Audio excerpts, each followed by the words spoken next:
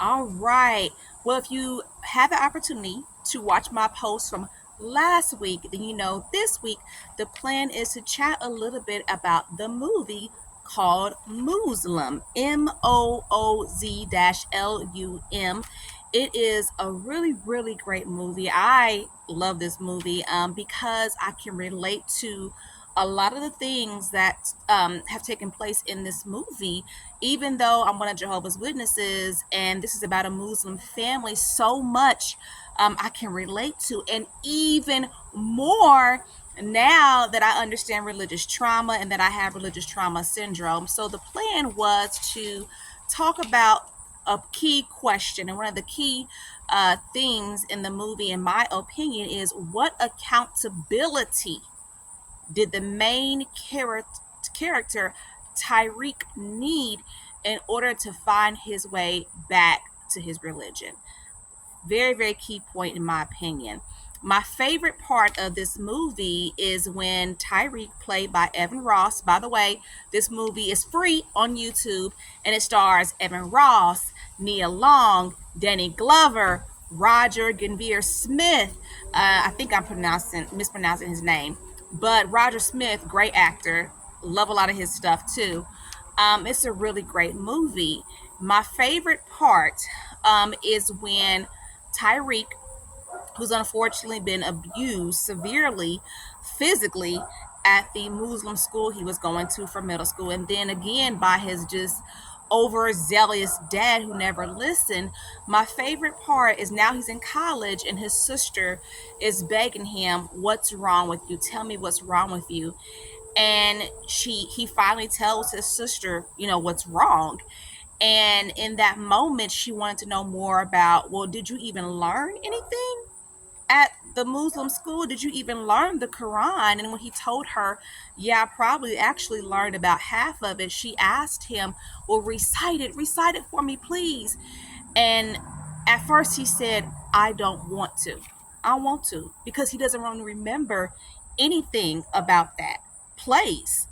And one of the most powerful things that he mentioned was, they would beat me, and then I couldn't remember, and I got beat again. It's so terrible.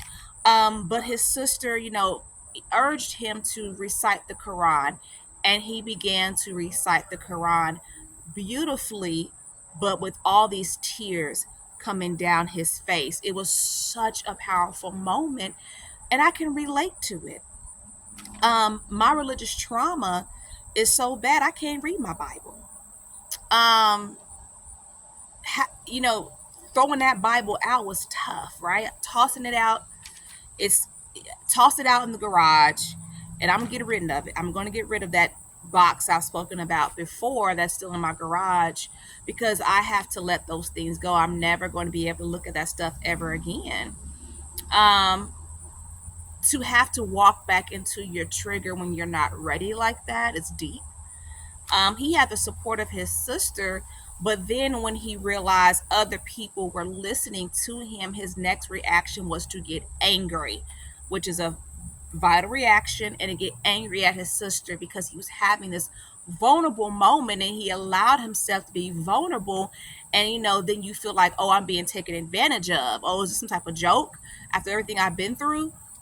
So that was a very, very powerful point of the movie for me. I was like, oh my goodness, because I know what it's like to tell somebody, like, even my mom and I got into this really bad argument one time, and she was like, you read if you can't go to the hall, then you read every magazine, every Watch Channel Week magazine, you read every one. And I shouted back at my mom, I can't. You know what I mean? I'm trying to beg my mother to understand. It's not that I don't want to. I'm telling you, I can't. And then after my studies, at Indiana Western University, understanding that I have religious trauma and religious trauma syndrome specifically, you look back at those moments and go, dang, mama, why couldn't you just listen and try to understand? Why couldn't you just try? But of course, she couldn't. She's not able to. Even today, she's not able to, which is why I have limited contact with my mom and no contact with my dad. They're witnesses, but we can't have this communication because they don't have the ability to understand, and they're not going to change. And for a lot of individuals with religious trauma, that is the reality. And that's another reason why I'm so passionate about my Facebook group. I'm trying to catch people, and let them know these things that I've learned.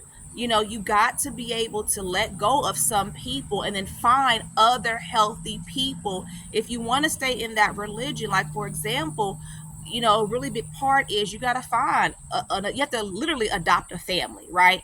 Even for people who have walked away completely from the religion, we all have to do the same thing if we want community. You got to find another dad, another mom, another auntie, another grandma, other people to love on, because the people who are your blood did not know how to love on you the correct way. For a lot of us, depending on the dynamics, right? If your family is involved. So a lot of us have to literally, it's called, we have to adopt other family members. But see, if you can try to find those other people before it gets to that point, then hopefully the resilience would come. And that's kind of the point I'm trying to make here with Tyreek's character. He had accountability that was recognized, right? Accountability was recognized for Tyreek. His dad, another great part of the movie, the end, when his parents finally realized, when they saw his back beaten, right, what had taken place. Of course, naturally, his mother is upset with the dad, because it's like, I told you about that school, but the dad who put his son in that school against the desires of his mother began to cry. And I mean, legitimately, I'm not pretending to cry, wholeheartedly cry, and tell Tyreek, I'm so sorry. I'm so sorry this happened to you. So that was a very big point of the movie, knowing that his family is now supporting him. Everybody knows, his sister, his mom, his dad, they all know. So they all had that moment of togetherness. But then Tyreek is able to go back to that school where that terrible, terrible Mooz-lum leader beat him, and got more closure there when he found out that A, that person was no longer there, and B, it was discovered why, right? It was discovered that he was literally beating boys, like literally beating them with an extension cord. And the head of that school apologized to Tyreek sincerely and said, I'm so sorry.